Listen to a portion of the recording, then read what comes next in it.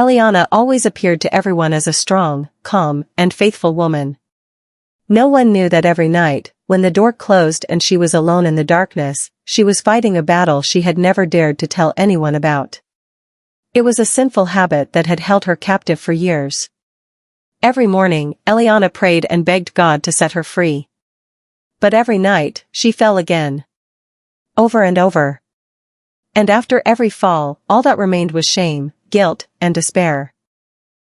The pain grew so heavy that Eliana could no longer carry it alone. One afternoon, she decided to meet with her two closest friends, Karis and Goldie. With tear-filled eyes and a trembling voice, Eliana finally confessed the secret she had hidden for so long. She spoke about her failures, the nights she cried in hopelessness, and the disgust she felt toward herself. The room fell silent. Karis looked at Eliana with deep compassion. She held her hand tightly and told her that she was not alone. Karis promised to pray for Eliana every single day and fight alongside her until she found true freedom. Goldie sat there too, listening and appearing supportive. But what Eliana didn't know was that after leaving that meeting, Goldie shared Eliana's secret with a coworker named Sandra. Not only did she tell Sandra everything, but the two of them also judged Eliana behind her back. They talked about her weakness and quietly looked down on her. Meanwhile, Eliana still trusted Goldie completely. She believed she had found true friends. In the days that followed, Karis kept her promise. She constantly called Eliana, prayed with her, and patiently listened whenever Eliana felt weak.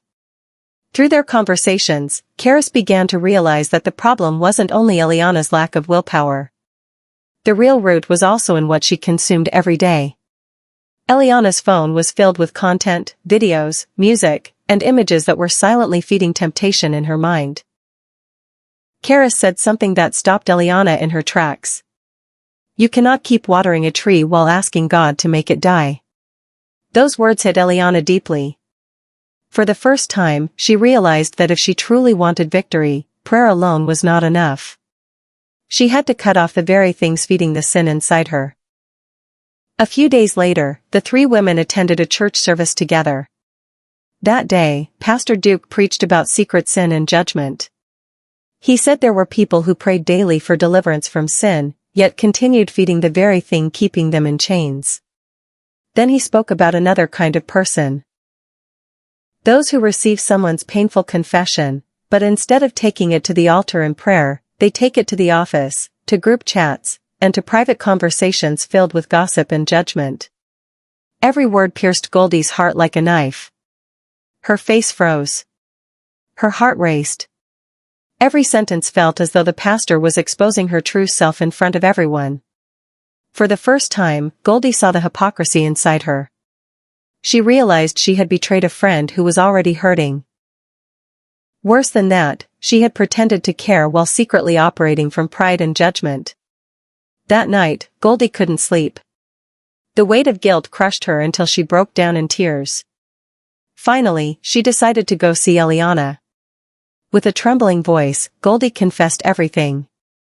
She admitted telling Sandra about Eliana's secret, the cruel things she said behind her back, and the lie she told when she pretended to be praying for her. The room became unbearably heavy. Eliana sat frozen. Tears filled her eyes. What hurt her most wasn't that her secret had been exposed. It was the fact that the safe place she trusted had been shattered.